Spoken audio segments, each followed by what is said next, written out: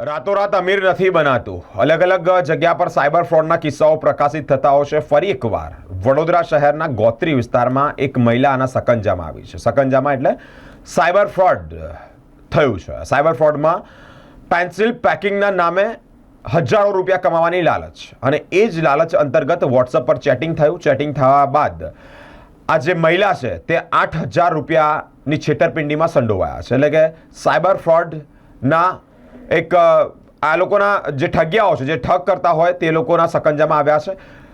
Cyber fraud દિન પ્રતિદિન તેની સંખ્યા વધી રહી છે. આપ પણ ચેતી જજો. કોઈ પણ કંઈક પણ પ્રકારની લાલચ સામે આવે તો તેમાં ભરવાતા નહીં. એક મહિલા, ગોત્રીની એક મહિલા સાયબર ફ્રોડના કિસ્સામાં આવી. ગુજરાતી પેન્સિલ પેકિંગના નામે ઘરેથી મહિલા અને પુરુષ 95,000 રૂપિયા કમાઈ શકે તેવી જાહેરાત આપી એક મહિલા સાથે છેતરપિંડી કરવામાં આવી છે.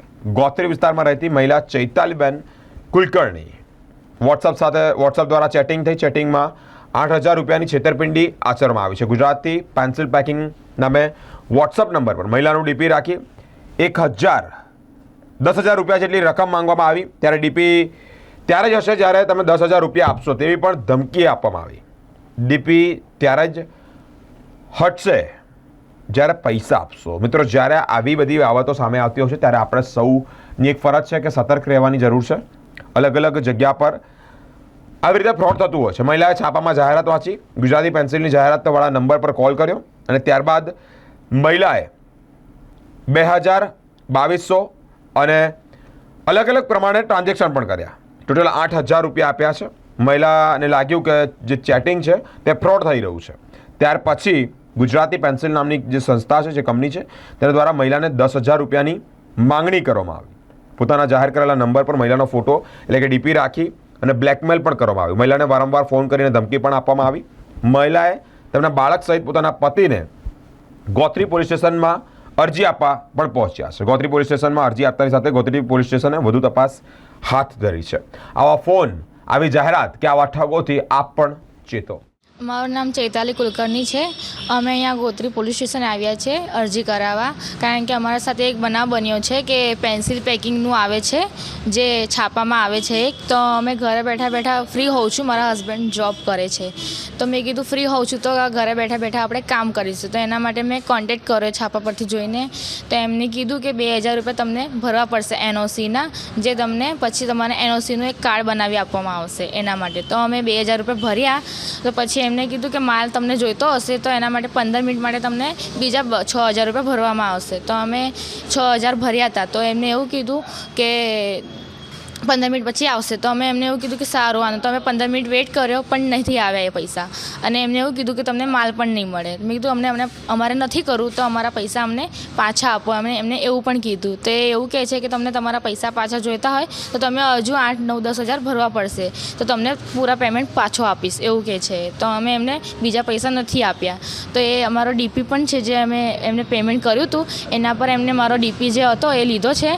મારી છોકરીનો મારો ફોટો હતો એ એમને લઈને એમના નંબર પર મૂકી દીધો છે, જેના કારણે એ મને બ્લેકમેલ કરી રહ્યો છે કે તમને પૈસા પણ નહીં મળે ને તમે વધારે કશું કરશો તો તમારો ડીપી જે ફોટો છે એ અમે રાખ્યો છે. અને બીજું હજુ એક બ્લેકમેલ કરે છે કે તમે પૈસા ઘડી માંગશો તો અમે તમારો નંબર બધી જગ્યાએ આપી દઈશું, જેથી તમને લોકો કોલ કરીને હેરાન કરશે, જાણે કે એવું કહેવામાં આવે છે. અને અમે કોઈનાથી બીતા પણ નથી. તમે પોલીસ કમ્પ્લેન કરો, જે બી કરો. અમે સાયબર કેફેમાં પણ કર્યું છે કમ્પ્લેન. તો એ ત્યાં પણ એમને એવું કીધું કે વેઇટ કરો, એવું કીધું છે એમને. કમ્પ્લેન તો થઈ ગઈ છે.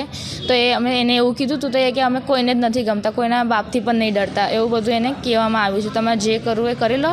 હમણાં સુધી 400થી 500 લોકોને અમે કરી ચૂક્યા છે, તો તમે તો શું ચીજ છો, એવું બધું ધમકી આપી રહ્યો છે. ગુજરાતી પેન્સિલ જે સંસ્થા વડોદરાની છે કે વડોદરા બહારની છે, એવું કંઈ માહિતી છે તમારા પાસે? ના, એવું તો કશું ખબર નથી. ખાલી એમાં લખ્યું હતું ગુજરાત ન્યૂઝ, ગુજરાત એવું લખેલું આવ્યું હતું કે પેન્સિલ, એવું ખાલી ગુજરાત પેન્સિલ લખેલું હતું ખાલી. લાલચ આપે છે એટલે શું કરવાનું હોય છે તેમાં? એમાં ખાલી એવું કરવામાં આવે છે કે પેન્સિલ બોક્સમાં ખાલી પેક કરીને આપવાની હોય છે, જેથી તમને પેમેન્ટ મળશે. એક બોક્સ તમે પેક કરો તો એના પાછળ 10 રૂપિયા હતા. તો ધારો કે તમે 100 બી પેક કરો તો તમને 1,000 રૂપિયા મળશે. એવી રીતના એ લોકો લાલચ આપે છે. વિડીયો અને ફોટો પણ એ લોકો મોકલે છે એના, જેથી આપણને એવું લાગે છે કે સાચું છે.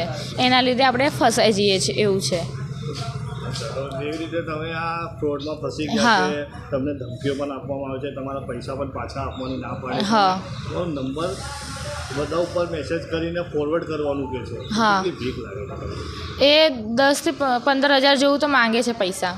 કેવી બીક લાગે છે તમને? હા, બીક લાગે છે કે પૈસા માંગે છે પણ ડીપી તો નહીં હટાવ્યા ને અને પૈસા પણ અમારા પાછા તો આવે નહીં, કારણ કે અમે જેટલા પહેલાં માંગ્યા હતા એટલા અમે આપ્યા તો બી એને એટલા પણ નથી પાછા આપ્યા, તો હજુ અમે એને આપીશું તો એ કઈ રીતના કે ફરી અમને એટલા પણ પાછા આપશે, એટલે અમે એને પછી પૈસા નથી આપ્યા એને એના પછી. મારું નામ કુણાલ કુલકર્ણી છે. હું ગોત્રી વિસ્તારમાં રહું છું. એકચ્યુઅલી અમે ગોત્રી પોલીસ સ્ટેશન આવ્યા છીએ. એક છાપામાં એડ આઈટી પેન્સિલ પેકિંગ માટેનો એક મોટો સ્કેમ છે, જે અમને લોકોને મારી વાઈફને પહેલાં એનઓસી માટે 2,000 રૂપિયા માગ્યા. 2,000 રૂપિયા આપણે માગ્યા મારી પછી કીધું તમને હું માલ મોકલીશ, એના માટે તમને 6,750ની જવાબદારી માટે પૈસા મોકલજે, તમને 15 મિનિટ પછી મળી જશે. હા, તો એ સ્કેમ બહુ અમે પાછા અમને પૈસા મોકલ્યા, મારી વાઈફે પૈસા કર્યા પછી એમાં એવું ઇસ્યુ થઈ ગયું કે પૈસા પાછા આવ્યા નહીં. અમે એને કોલ કર્યો તો એને કીધું કે તમને હજી માલ માટે 10,000 રૂપિયા ભરવા પડશે, તો જઈને પછી તમને માલ મળશે. માલ મળ્યો નથી તો પછી અમે કોલ કર્યો તો એને કીધું કે હજી તમે પૈસા પાછા જોતા હોય તો તમને 8,750 રૂપિયા ભરવા પડશે, તમે પૈસા નહીં ભરો તો તમને પૈસા પાછા મળે નહીં. એના પછી અમે લોકો એને કોલ કર્યા તો એને અમને પછી ધમકી આપી કે તમને મારું કશું ઉખાડી નથી શકતા કોઈ, કારણ કે અમે મારા 400 થી 500 લોકોનો સ્કેમ કરી ચૂક્યા છીએ આ વસ્તુ પાછળ.